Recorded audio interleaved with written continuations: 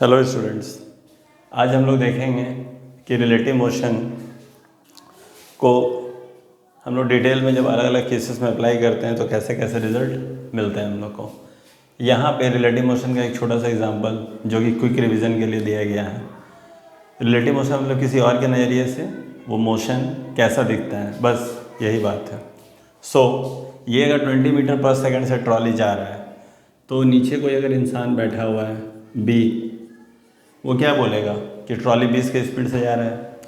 तो ये इंसान जो उस पर बैठा हुआ है उसका भी स्पीड कितना हुआ 20। लेकिन मान लीजिए ये चलने लगा 2 मीटर पर सेकंड से इस ट्रॉली के ऊपर दौड़ने लगा।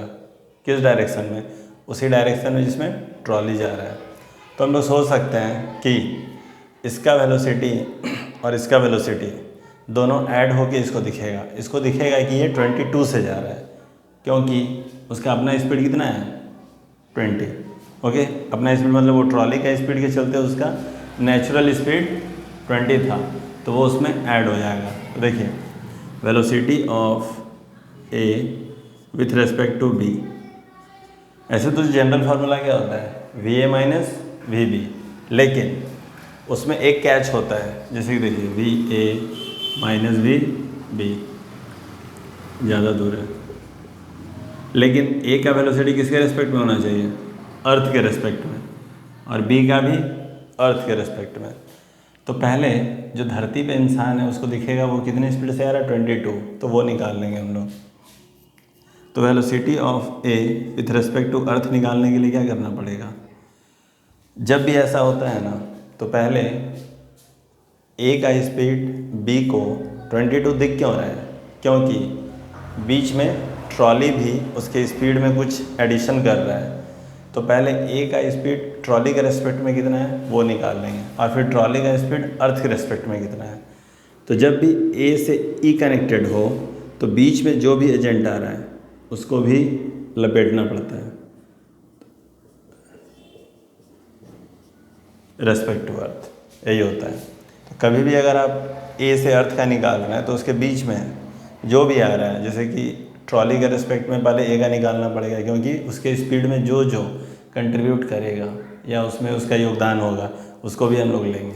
ओके, तो ए विथ रेस्पेक्ट टू ट्रॉली, अगर ट्रॉली पे रेस्पेक्ट टू का मतलब क्या होता है? रेस्पेक्ट टू का मतलब होता है कि अगर वहाँ पे किसी को बैठा के देखा जाता तो उसको कैसा दिखता। तो यहाँ पे अगर कोई ट्रॉली पे रहता तो वो बोलता है ए कितना से आगे जा रहा है 2 से, और ट्रॉली को अगर कोई धरती पे बैठ के देखता तो वो देखता 20 से जा रहा है।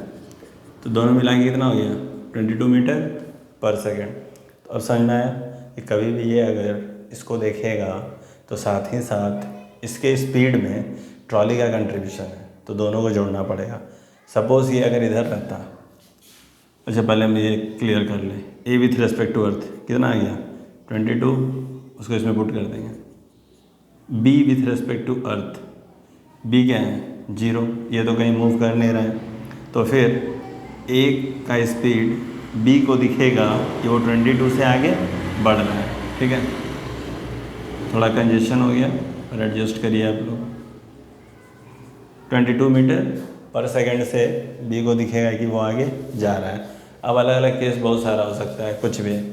सपोज़ यहाँ पे कोई इंसान है, वो भी एक ट्रॉली पे बैठा हुआ है, सी बोलेंगे उसको, ये जा रहा है 10 मीटर पर सेकंड पीछे। ठीक है, तो इसको दिखेगा कि ये ट्रॉली कितने स्पीड से जा रहा है। तो velocity of C with respect to T, T मतलब ट्रॉली पे भी कोई इंसान है और वो शांत है, वो ये इंसान नहीं है, क्योंकि ये इंसान का स्पीड है कुछ। तो जब हम सिर्फ सी का निकालेंगे विथ रेस्पेक्ट टू ट्रॉली तो सी माइनस टी होगा, लेकिन दोनों अर्थ के रेस्पेक्ट में। तो सी का स्पीड क्या हो जाएगा -10। क्यों -10 होगा? क्योंकि वो लेफ्ट में जा रहा है। और ये trolley with respect to earth मतलब ये ट्रॉली कितना ज़्यादा आगे जा रहा है 20, इसको दिखेगा -30। और ये नेचुरल भी है। क्यों है नेचुरल? क्योंकि ये 10 से पीछे जा रहा है, वो 20 से आगे जा रहा है, तो फ़र्क जो है 1 सेकंड में। ये अगर यहाँ पे है तो ये 10 गया, ये 20 गया, तो इसको लगेगा मतलब इसको लगेगा कि ये उससे ये इसको लगेगा क्योंकि C का स्पीड ट्रॉली के रिस्पेक्ट में निकाल रहे हैं, तो ट्रॉली पे कोई इंसान अगर बैठा रहेगा तो उसको लगेगा कि वो इससे 30 पीछे जाते जा रहा है, ये खुद 20 आगे जा रहा है और ये 10 पीछे जा रहा है, इसीलिए उसको लगेगा कि वो 30 से पीछे जा रहा है। ठीक है, मतलब जितना भी केस आएगा उसमें बस यही सब ध्यान देना है हम लोगों को कि अगर अर्थ के रिस्पेक्ट में डायरेक्ट निकाल रहे हैं तो VA माइनस V, और अगर A with respect to earth के बीच में कुछ एजेंट्स हैं, जैसे कि A को अगर ये देख रहा है तो ये देख तो रहा है लेकिन हम डायरेक्ट उस तरह नहीं सोच सकते हैं ना कि 2 मीटर पर सेकंड ही दिखेगा, क्योंकि इसके स्पीड में इसका भी कंट्रीब्यूशन है, तो इसको भी हम लोग इंटरेक्ट कराएंगे, मतलब उसको लेंगे। जैसे कि यहाँ पे A with respect to E तक पहुँचने में ट्रेन भी है, अगर ट्रॉली भी कोई बहुत बड़ा ट्रॉली पे चलते रहता तो फिर नेक्स्ट उसका स्पीड भी ऐड करना पड़ता।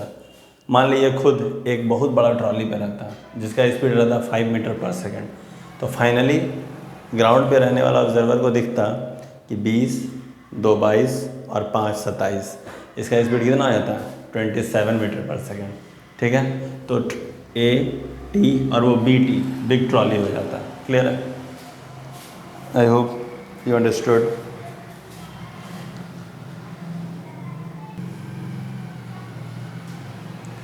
जो रिवर वाला केस पढ़े थे हम लोग वो बहुत सिंपल था, जैसे कि ये रिवर है, एक इंसान इधर है, यहाँ से उसको जाना है किधर, यहाँ जाना है, लेकिन नदी का कुछ स्पीड है U, आई होप दिख रहा है U, यस गुड। तो U नदी का स्पीड है, इसको बोलेंगे रिवर फ्लो, जो हम लोग पढ़ चुके हैं। और ये इंसान है, ह्यूमन बीइंग, जो यहाँ से तैरना शुरू करता है, लेकिन पहुँचेगा कहाँ ये, अगर कोई डिस्टरबेंस नहीं हो तो ये यहाँ पहुँचेगा। ठीक है, लेकिन अगर नदी का स्पीड को हम लोग कंसिडर करें, मतलब नदी भी तो उसको कुछ देर बहा के ले जाएगी, तो इतना दूर जो ये एक्स्ट्रा गया वो क्यों गया, नदी के फ्लो के चलते। तो इसका अपना स्पीड क्या था, ये थीटा एंगल से आगे बढ़ रहा था। ओके, तो अगर इसका स्पीड v था तो यहाँ पे v cos और v sin, मतलब इस तरह सोच सकते हैं हम लोग। आदमी जा रहा था किस स्पीड से, v, और थीटा एंगल से। थीटा कौन सा एंगल है, इस लाइन से लेके रिवर के बेस तक, तो इधर कंपोनेंट है इसका v sin, और साइन पता है सबको क्यों होता है ऐसा, क्योंकि साइन थीटा क्या होता है p/h। तो परपेंडिकुलर कौन होता है हमेशा, ये कंपोनेंट जो परपेंडिकुलर पे आता है, और h कौन होता है मेन वेक्टर, इसीलिए p कंपोनेंट क्या होता है main vector into sine theta, p equal to h sine theta. Clear है? और उसी तरह कॉस थीटा में होता है b/h, h क्या होता है मेन वेक्टर, मतलब जो एक्शन में जिस चीज़ से हम लोग रिलेट कर रहे हैं कॉस और साइन को, जिसको तोड़ रहे हैं हम लोग दो कंपोनेंट में, तो जिसको तोड़ रहे होते हैं वो हाइपोटेन्यूस होता है। Clear? Now p equal to h cos theta, sorry b, इसीलिए बेस हमेशा क्या होता है कॉस थीटा, तो ये हो जाएगा v कॉस थीटा और ये v साइन थीटा। ठीक है, तो लेकिन इस डायरेक्शन में, मतलब कॉस कंपोनेंट में, अरे यार sine theta V cos theta, ये जो CD दिख रहा है ना, ये रिवर फ्लो के चलते हो रहा है, मतलब नदी के स्पीड के चलते वो चला जा रहा है आगे, अदरवाइज ये सिर्फ C तक ही जाकर रुक जाता। ये सारा कुछ आई थिंक पिछले लास्ट क्लास में डिटेल में हो चुका है, तो इसीलिए हम उतना ज़्यादा डिटेल में नहीं पढ़ाएंगे इसको, बस आप लोग पीछे से रिवाइज कर लें, काम हो जाएगा। ओके, शॉर्ट में समझा दे रहे हैं इसको।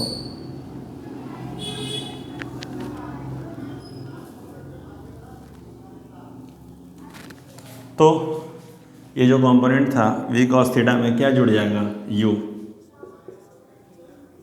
ठीक है, और ये v sin थीटा। तो अगर कोई टाइम पूछ दे तो क्या बोलेंगे, टाइम इक्वल टू ये चौड़ाई कितना था d। तो टाइम के लिए कौन सा कंपोनेंट जिम्मेदार होगा, सिर्फ ये v sin थीटा, ठीक है, क्योंकि सिर्फ यहाँ से यहाँ तक जाने में v sin थीटा का कंपोनेंट रिस्पॉन्सिबल है, और इधर जाने के लिए v cos थीटा, v में मेरा कर्व रहता है, ठीक है, और u एडेड है, तो u ऐड हो जाएगा। फाइनली ये जो सीन देख रहे हैं आप लोग, यह velocity of man with respect to earth, ठीक है, और ये जो है ये वाला v से जा रहा है थीटा के रेस्पेक्ट में, और ये जो लाइन है वो क्या है, c है, मतलब ये v कंपोनेंट है और ये c एंड है नदी का, तो ये v है, तो ये v sin थीटा और ये v cos थीटा।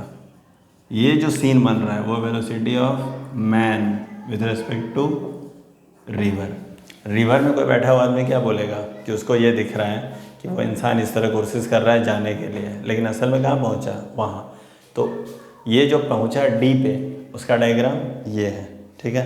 तो ये ऑलरेडी हो चुका है, लास्ट वीडियो में आप लोग देख सकते हैं। Now next case, swimming in minimum time.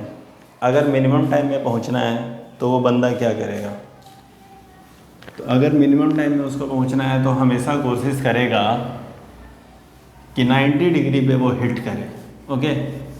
मतलब जब भी ट्राई करे तो वो 90 पे ही हिट करे, जैसे कि ऐसे रिवर फ्लो है, रिवर फ्लो रहेगा, मतलब रिवर उसको उस तरह खींच के ले जाना चाहेगी, लेकिन हर बार ये सिर्फ परपेंडिकुलरली हिट करेगा और आगे बढ़ेगा, okay.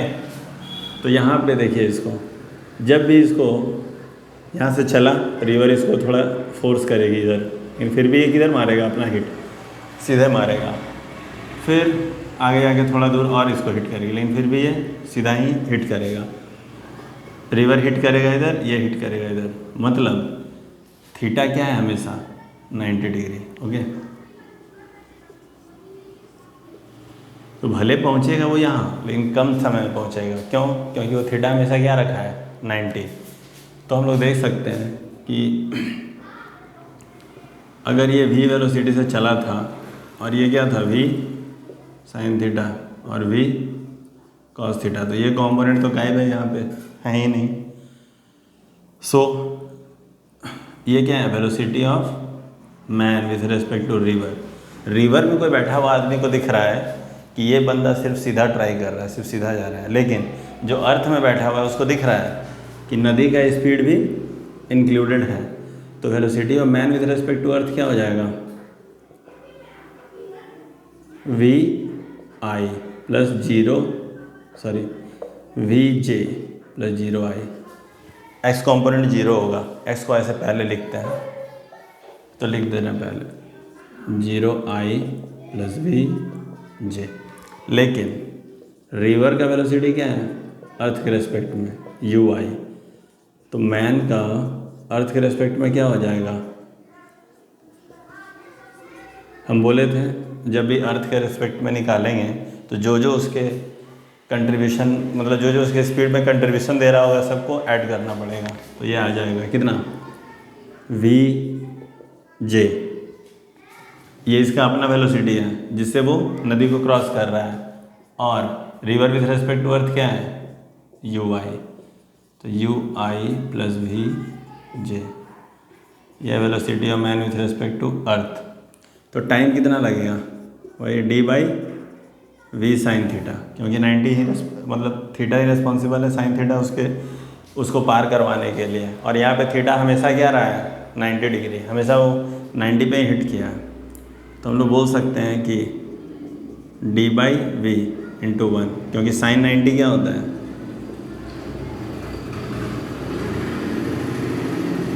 d by v, okay. तो ये सब तो खैर लास्ट केस में करवा चुके हैं, पता नहीं ये करवाए हैं कि नहीं, लेकिन आई थिंक ये हुआ है। अच्छा खैर इसमें डाउट है तो इसको थोड़ा डिटेल में ही बता देते हैं। Velocity of swimmer with respect to river तो हो गया, मैन है ये, और river with respect to earth ये आ गया, मिनिमम टाइम भी आ गया। अब हम लोग बचे हैं हम लोग के पास हाँ रिवर फ्लो, मतलब यहाँ से यहाँ तक ले जाने में किसका योगदान है, रिवर फ्लो का। तो अगर इसको B मान लें, इसको C मान लें, तो BC इक्वल टू क्या होगा, स्पीड इनटू टाइम। क्यों सिर्फ U होगा, इसमें V cos थीटा क्यों नहीं होगा, क्योंकि हर पल जो वेलोसिटी है वो 90 के ओर ही डायरेक्टेड था, कॉस कंपोनेंट उसमें 0 है, कॉस का कोई भी कंट्रीब्यूशन नहीं है, मतलब इंसान अपना सारा ताकत लगा रहा है 90 डिग्री पे ताकि वो पार हो जाए। क्लियर है। लेकिन इसमें हम लोग एक चीज़ देख सकते हैं कि यहाँ से यहाँ तक में सिर्फ रिवर फ्लो का कंट्रीब्यूशन है, ओके, एंड नथिंग एल्स। तो B C equal to U T, इसको क्या बोलेंगे, river flow. Now we will see, I think some question देखना चाहिए हम लोग को। अच्छा एक और केस है, अगर उसको जस्ट अपोजिट एंड पे पहुंचना है, मतलब एकदम हर हाल में वो नहीं चाहता है।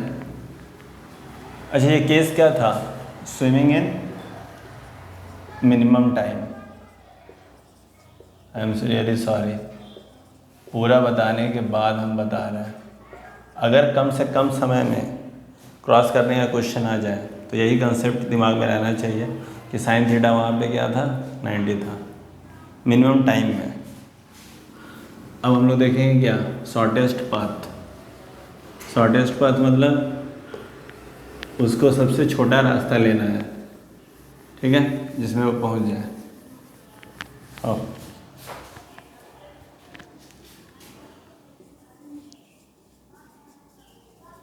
शॉर्टेस्ट पाथ, तो शॉर्टेस्ट पाथ का सिंपल सा एम है उसका क्या, कि पहुंचना है उसको कहाँ, यहाँ, चला कहाँ से, यहाँ पे। तो कुछ ऐसा मैनेजमेंट करेगा कि वो पहले से ही इधर चलेगा ताकि नदी का फ्लो उसको लाके वहाँ पे रोक दे जहाँ उसको आना है। तो ये चलेगा इधर से v, ठीक है, इधर क्या है इसका कंपोनेंट -v cos थीटा, इधर कौन सा कंपोनेंट है, v sin थीटा। खैर यहाँ लिखना ठीक नहीं, अलग से हम लोग लिख लेंगे।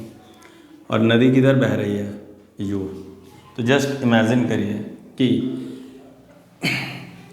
वो जब चलना शुरू किया, इधर था v, इधर था v cos थीटा, इधर है v sin थीटा, इधर क्या है u, रिवर फ्लो, मतलब नदी बह रही है। तो यहाँ हम लोग सोच सकते हैं कि हो क्या रहा होगा। ये कंडीशन क्या है, वेलोसिटी ऑफ मैन या swimmer with respect to river.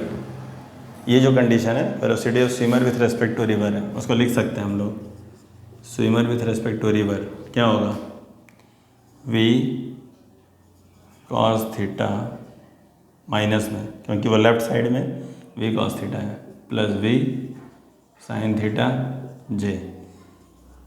मतलब नदी में कोई आदमी अगर बैठा हुआ है तो वो देखेगा कि ये भाई साहब इधर जोर लगा रहे हैं, जिसके चलते इनका दो कंपोनेंट इधर है, मतलब दो कंपोनेंट हम लोग सोचेंगे, उसको पता चले चाहे नहीं। अब लेकिन जब कोई धरती से देखेगा तो उसको समझ में आ रहा होगा कि ये बार बार नदी के स्पीड के चलते इधर जा रहे हैं, ठीक है। मतलब अब x के तरफ सिर्फ ये नहीं रहेगा, साथ में क्या आ जाएगा, u ऐड हो जाएगा। तो velocity of swimmer with respect to earth में क्या होगा, तो velocity of swimmer with respect to river plus velocity of river with respect to earth. क्यों, क्योंकि रिवर का भी कुछ कंट्रीब्यूशन है, ओके। तो स्विमर का वेलोसिटी आप देख सकते हैं यहाँ से भी -v cos theta i plus v sin theta j plus ui। तो ui और ये i मतलब क्या होता है, x के तरफ। तो एक डायरेक्शन में जब कोई फोर्स लगता है तो वो ऐड हो जाता है, ऐड हो जाएगा ये। तो u -v cos थीटा एक साथ, i बाहर, और ये v sin थीटा जी क्लियर है। तो अब ये ग्राफ बनाते हैं जिसमें कि ये दिख सके with respect to river, earth swimmer with respect to earth. तो माइनस वी कॉस थीटा में क्या ऐड हो गया, यू, और ये भी साइन थीटा, और ये भी, ये velocity of swimmer with respect to river, और ये velocity of swimmer with respect to earth. Simple सा बात है कि नदी का भी स्पीड उसमें जोड़ देंगे हम लोग, उसको भी नहीं छोड़ सकते हैं। नाउ अगर रिवर ड्रिफ्ट को जीरो करना है, मतलब यहाँ से शुरू किया था वो, तो यहाँ पहुँचना है, तो इससे 1 इंच भी आगे नहीं बढ़ना चाहिए। तो ड्रिफ्ट क्या हो जाएगा, जीरो, क्योंकि ड्रिफ्ट क्या होता था कि यहाँ से उसको बहा के कहीं और लेके चला गया। तो ड्रिफ्ट जीरो होने का मतलब क्या होता है, ये जो कंपोनेंट है ये जीरो हो जाए, मतलब x के तरफ जो कंपोनेंट है ना वो आगे बढ़े ही नहीं। तो u minus we cos theta zero हो जाए। और जीरो होने का मतलब यहाँ पे क्या है कि इंसान जो जोर लगा रहा था इधर उतना ही हो जितना नदी का स्पीड है, तभी तो इंसान जाएगा इधर, नदी उसको ले जाएगा इधर, लेकिन ये उतना ही ताकत लगाएगा जितना नदी का स्पीड है, तो दोनों मिला के जीरो हो जाएगा। इन द केस सीधे सीधे बोल सकते हैं u equal to minus we cos theta, sorry यहाँ पे u और माइनस वी कॉस थीटा अगर बराबर हो गया तो मान लीजिए ये +10 है और ये -10 है, तो दोनों कैंसिल हो जाएगा, ठीक है। तो for drift to be zero, दिख रहा है, आई थिंक पूरा बोर्ड आ रहा है, गुड। तो for drift to be zero, इसको मिटा देते हैं।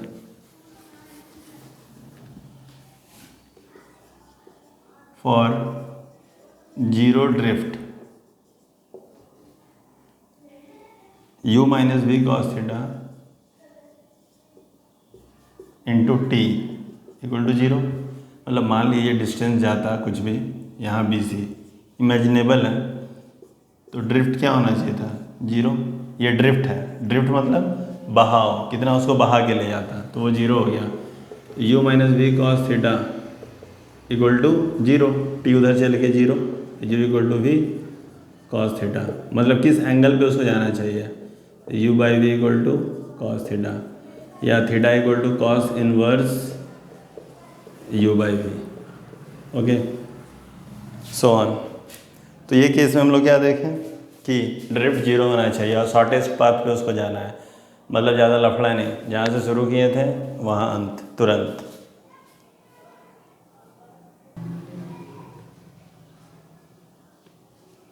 एक आदमी है जो रोड पे दौड़ रहा है, तो दौड़ रहा है किस स्पीड से, 6 मीटर पर सेकंड से, लेकिन दौड़ते समय क्या होता है, बारिश ऐसा लगता है कि तिरछे गिर रहा है यहाँ पे, तिरछा, तो वो ना छाता को ऐसे पकड़ता है 30 डिग्री पे, ठीक है। तो जब वो 30 डिग्री पे पकड़ता है ना, तो उसको दिखता है कि बारिश 12 मीटर पर सेकंड के स्पीड से उस पर गिर रही है।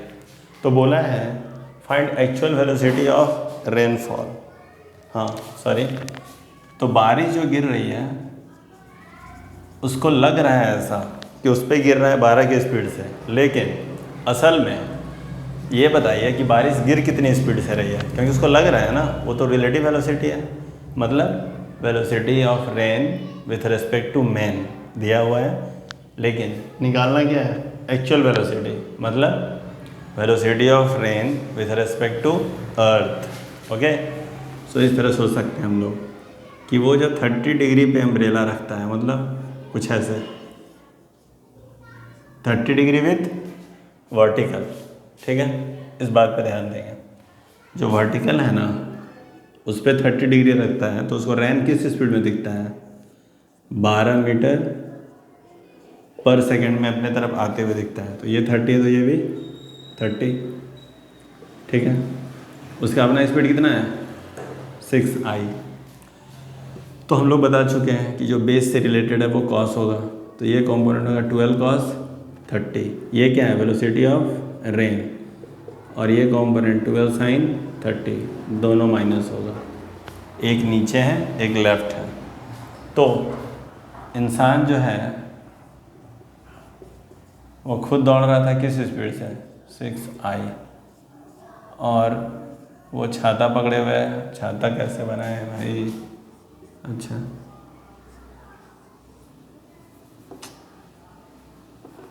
सॉरी, ये छाता है, ठीक है, सपोज, तो छाता क्या है, छाता थोड़ा छोटा बनाते हैं। छाता कितने डिग्री पे है, 30 पे। ये केस है कुछ, तो बारिश उसको लग रहा है कि 12 की स्पीड से उसको स्ट्राइक कर रही है, तो एक्चुअल में कितना से स्ट्राइक कर रही है ये पता करना है। तो सबसे पहले वेलोसिटी ऑफ मैन, इंसान का जो स्पीड है वो कितना है, 6I। अब जो रेन है विथ रिस्पेक्ट टू मेन, क्यों, क्योंकि मेन को दिख रहा है कि वो 12 के स्पीड से आ रहा है, लेकिन उसको दो कंपोनेंट में तोड़ेंगे तो ये दोनों आ जाएगा, -12 sin 30I -12 cos 30J। तो एक्चुअल रेनफॉल का निकालने के लिए rain with respect to earth क्या होगा, वही चीज़ है। अगर कोई बंदा धरती पे देखे कि भाई उसको बारिश सच में कितना से स्ट्राइक कर रहा है, तो पहले तो ये देखना पड़ेगा कि रेन का स्पीड मेन के रिस्पेक्ट में क्या है, और साथ में मेन का भी अर्थ के रिस्पेक्ट में क्या है, ठीक है। क्यों, क्योंकि उसको जो लग रहा है ना, इसको जो दिखेगा वो दोनों का कॉम्बिनेशन दिखेगा, इसीलिए हम लोग इसको ऐड करते हैं, क्लियर। इसको जो ऑब्जर्वेशन आएगा ना, दोनों का कंट्रीब्यूशन उसमें होता है, किसका किसका, दोनों का। एक तो रेन जिस स्पीड से गिर रहा है वो, और वो जो इंसान जो दौड़ रहा है वो, दोनों कंबाइन होकर उसको दिखेगा, ठीक है। ऐसा नहीं है इंसान को सिर्फ रेन दिखेगा, ठीक है, लेकिन इसको वो दोनों दिखेगा। So rain with respect to man, ये कंपोनेंट लिख दिया। इसको सॉल्व कर सकते हैं हम लोग, ठीक है। इधर इधर सॉल्व कर लेते हैं, एक सेकेंड। sin 30 क्या होता है, 1/2 I cos 30 √3/2 6 -6I -6 √3J।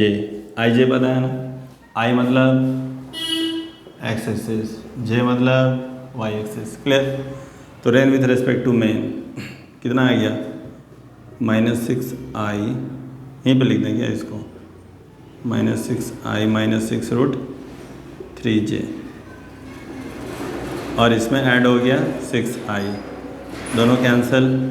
क्यों कैंसिल हो गया, क्योंकि वो तो भाग दौड़ कर रहा है, जो इंसान है वो भाग दौड़ कर रहा है 6I से, लेकिन जो रेन गिर रहा है ना, उसको लग रहा है ऐसा कि उसमें I कंपोनेंट है, तो दोनों एक दूसरे को कैंसिल कर देगा, और सच में इसको सामने से दिखेगा। कोई ऑब्जर्वर जो अर्थ पे है, मान लीजिए ये है C अर्थ पे, तो उसको दिखेगा कि रेन सीधे सीधे गिर रहा है इस स्पीड से, ओके। तो नेक्स्ट क्वेश्चन देखते हैं हम लोग। अब नेक्स्ट क्वेश्चन भी कुछ इसी टाइप का है कि एक इंसान दौड़ रहा है किस स्पीड से, 4 से। थोड़ा क्वेश्चन हम लिख लें, ज़्यादा आप लोग इसको नोट करें।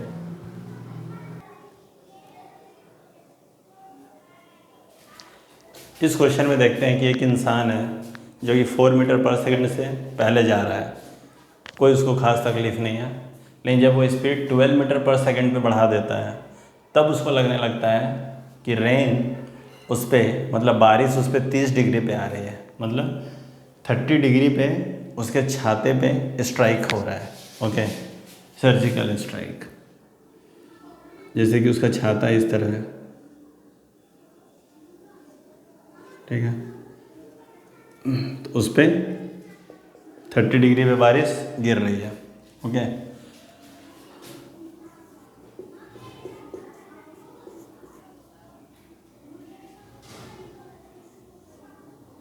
इस पे भाई 30 डिग्री पे बारिश गिरेगी इस तरह, 30 डिग्री। इसका अपना स्पीड कितना है, 12 मीटर पर सेकंड। पहले कितना था, अच्छा सॉरी, एक चीज़ मिसिंग है इसमें, man is running at the speed of 4 metre पर सेकंड। तो उस समय उसको लग रहा है कि सिर्फ उस पर वो वर्टिकल गिर रहा है, मतलब रेन जो है उस पर वर्टिकल ही गिर रहा है।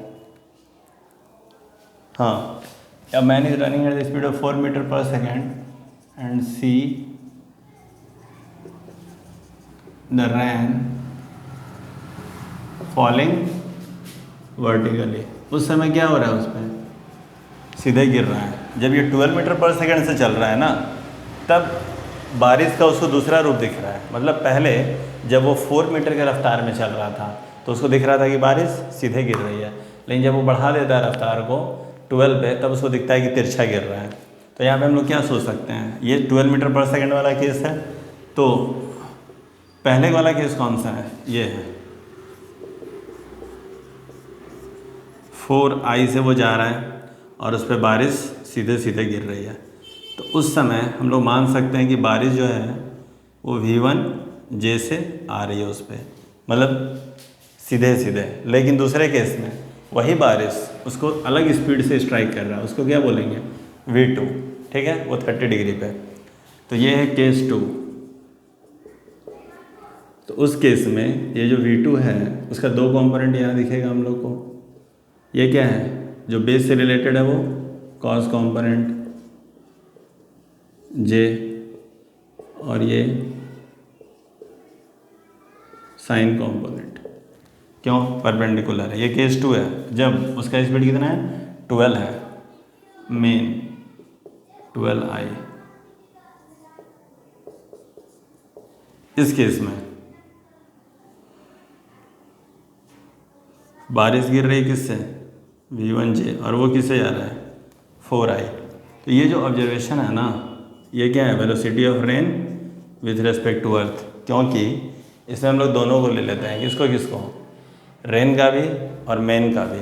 सिंपल अगर बोलें तो वेलोसिटी ऑफ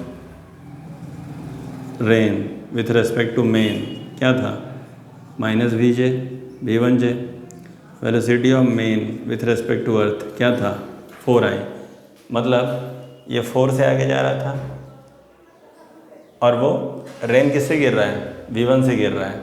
तो रेन गिर रहा है v1 से, वो जा रहा है 4 आगे। तो ये 4 और ये -v1 दोनों ऐड होके धरती पे दिखेगा इंसान को। अगर कोई इंसान दिखेगा तो वो ये नहीं देखेगा कि सिर्फ बारिश गिर रहा है v1 से, नहीं, उसको ये भी दिखेगा कि वो इंसान आगे भी बढ़ रहा है 4 से।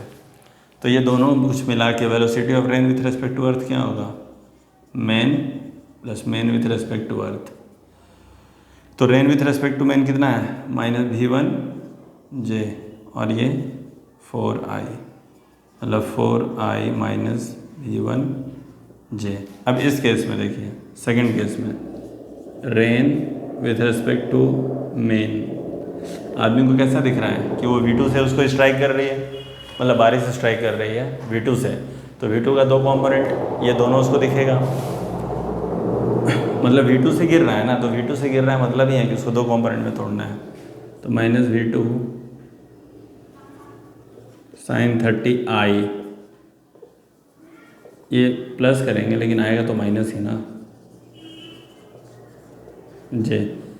और इंसान खुद किस स्पीड से चल रहा है, 12i।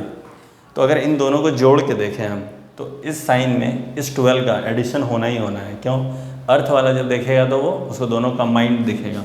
तो velocity of rain with respect to earth क्या होगा, -v2 sin 30, ये -v2 cos 30j plus 12i। तो i एक जगह आ जाएगा।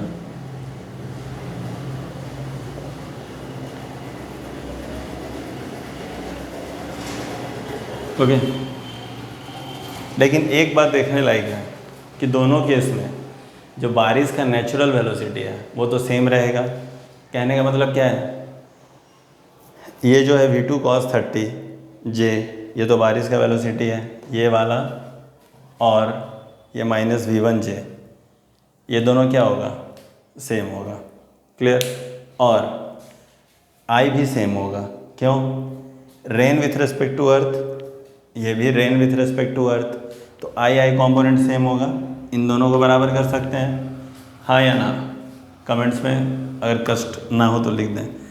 तो आई कंपोनेंट दोनों को हम बराबर कर सकते हैं। क्यों, क्योंकि ये भी rain with respect to earth है और ये भी rain with respect to earth है। क्लियर है। ये सेकंड केस का है, मतलब इसी को एक्सप्लेन किया गया। Yes, good. और ये फर्स्ट केस का है 4i। ओके, कहने का मतलब जो रेन अर्थ में जो ऑब्जर्वेशन ले रहा है बैठ के, जो धरती पे बैठ के देख रहा है, वो क्या देखेगा कि भाई इस केस में हो चाहे इस केस में हो, दोनों में बारिश तो सेम ही स्पीड से गिरेगा ना। तो हम लोग बोल सकते हैं क्या दोनों को बराबर कर सकते हैं। Therefore 1 2 from 1 and 2 4 equal to 12 minus V2 sin 30।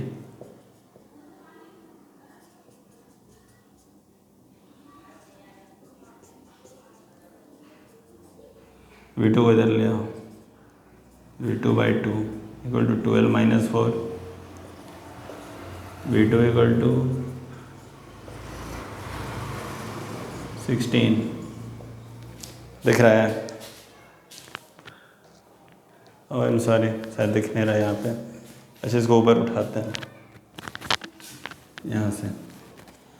इसको सॉल्व करके क्या आएगा, -8 इक्वल टू V2/2। यहाँ भी माइनस है, दोनों कैंसिल हो जाएगा। तो V2 कितना आ गया, 16।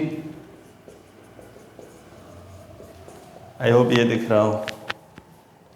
What the hell. चलो इसी में जोड़ देते हैं। V2 इक्वल टू 16 मीटर पर सेकेंड। क्लियर? क्यों किए बराबर? क्योंकि rain with respect to earth इस केस में भी आया और इस केस में भी आया, दोनों बराबर होगा। Is it clear? इसमें 30 डिग्री पे तब दिख रहा था जब वो 12 की स्पीड से चल रहा था, और इसमें तब दिख रहा था जब 4i की स्पीड से चल रहा था। लेकिन बारिश कितना स्पीड से गिर रहा है वो तो धरती पे बैठे हुए इंसान को दोनों बराबर ही दिखेगा ना। चलिए नाउ V2 कितना आ गया, 16 मीटर पर सेकेंड। तो V2 आ गया 16 मीटर पर सेकेंड। अब हम लोग को निकालना है क्या कि एक्चुअल वेलोसिटी क्या होगा। तो एक्चुअल वेलोसिटी तो रेन का पता लगाने के लिए हम लोग क्या कर सकते हैं, दोनों या तो इसमें डाल के चेक कर लें, क्योंकि rain with respect to earth दोनों तो सेम ही आएगा ना। तो velocity of rain with respect to earth निकालना है हम लोगों को। तो दोनों में से कोई भी यूज़ कर सकते हैं case.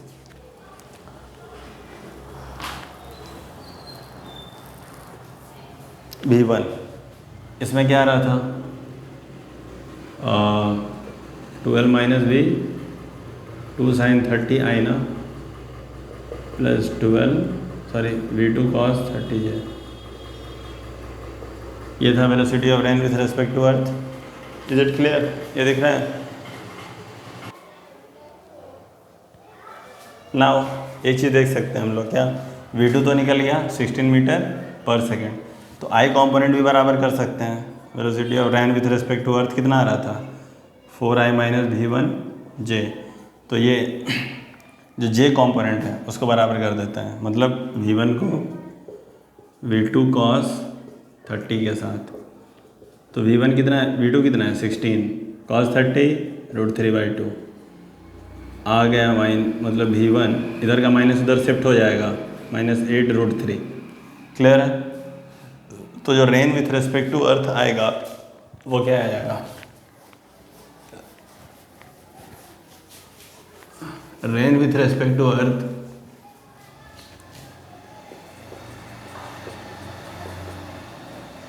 (4i minus V1j). 4i, V1 कितना आया 8 √3।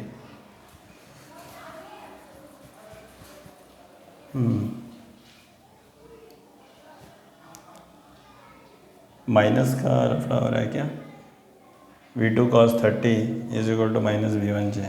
और सिर्फ कंपोनेंट बराबर करना था V1, ठीक है। तो ये V1 आएगा 8 √3, तो यहाँ आएगा -8 √3j। ये है ओरिजिनल वेलोसिटी। क्लियर? और मैग्नीट्यूड और डायरेक्शन दोनों पूछा गया था क्या इसमें? I don't think so. Now अब इसमें क्या करना है हम लोग को, अगर मैग्नीट्यूड पूछ दे तो सिंपल सा बात है, ये velocity of rain with respect to earth 4² plus -8 √3 का होल स्क्वायर कितना आ जाएगा, 16 प्लस 64 इंटू 3 192 √208 मीटर पर सेकेंड। इसको निकाल सकते हैं 4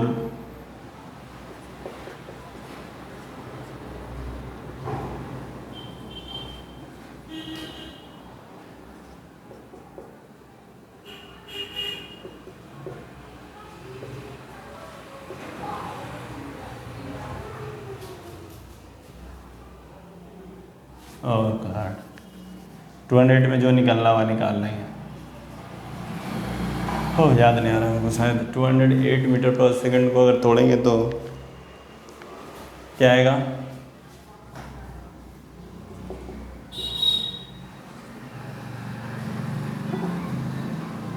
4√13, हाँ 4√13 मीटर पर सेकंड, हाँ यस 4√13 मीटर पर सेकंड। ओके, नाउ एक दो केस और देख लेते हैं, कुछ जो बहुत सिंपल है, फिर न्यूमेरिकल्स शुरू होगा, क्योंकि न्यूमेरिकल्स के बिना कुछ हो ही नहीं सकता है। ओके, तो सपोज एक कार है, ठीक है, वेलोसिटी ऑफ कार क्या है? 0। अब हवा बह रही है, तो वेलोसिटी ऑफ विंड क्या है? vi। तो velocity of wind with respect to car क्या होगा? vw minus V car. vw क्या है? vi, कार का 0, तो vi। तो कार को ऐसा लगेगा कि हवा कितने स्पीड में बह रही है? vi में, ठीक है। मतलब कार में कोई बैठा हुआ आदमी को ऐसा लगेगा कि हवा आगे जा रहा है। लेकिन सेकंड केस में, केस 2, इसको कार एंड फ्लैग केस बोलते हैं, case of car and flag.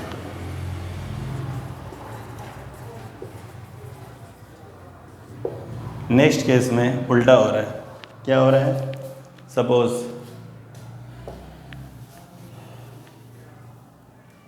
अच्छा, केस 2 हम पहले लिख चुके हैं।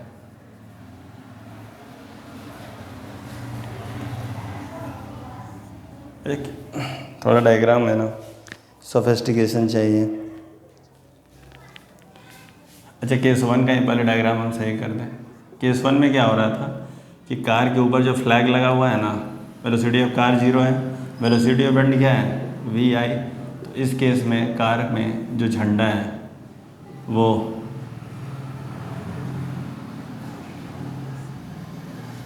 कैसा लगेगा? इधर बहेगा, ठीक है, ठीक है, vi से, मतलब इसको ऐसा लगेगा कि वो आगे जा रहा है। अब केस 2, वेलोसिटी ऑफ कार क्या है? vi, हवा नहीं बह रहा है। विंड क्या है? 0, हवा बह ही नहीं रहा है। तब कार इस टाइप का है। और झंडा कैसे बनाए यार? पहले फ्लैग जब रेस्ट पे रहेगा, सॉरी यहाँ जब फ्लैग रेस्ट पे रहेगा तो ऐसे नहीं दिखा सकते हैं ना हम लोग, ऐसे मान लेते हैं, ठीक है, फ्लैग एट रेस्ट। तो यहाँ भी फ्लैग क्या है? रेस्ट, ठीक है। कार का वेलोसिटी क्या है? vi, वेलोसिटी ऑफ विंड 0, तो velocity of car, velocity of wind with respect to car क्या होगा? सिंपल है, vw माइनस vc। तो हवा किस स्पीड से चल रही है? 0, कार vi।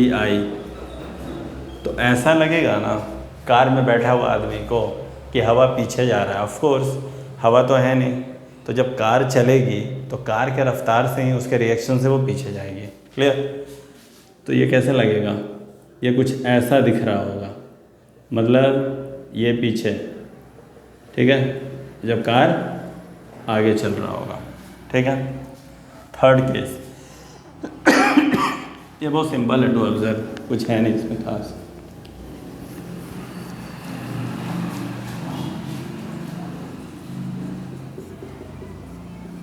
सपोज हवा बह रही है ऊपर और कार शायद रेस्ट में है।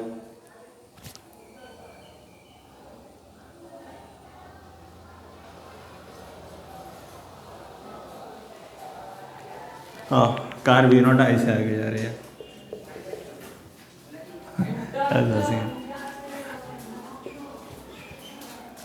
कार v0i से, तो यहाँ पे जो नेट स्पीड है, velocity of car, velocity of wind with respect to car, velocity of wind क्या है, v j, velocity of car v i. तो दोनों का जो कंबाइंड इफेक्ट दिखेगा वो विंड माइनस कार, तो विंड है वी आई वी जे और कार है क्या, वी वन आई।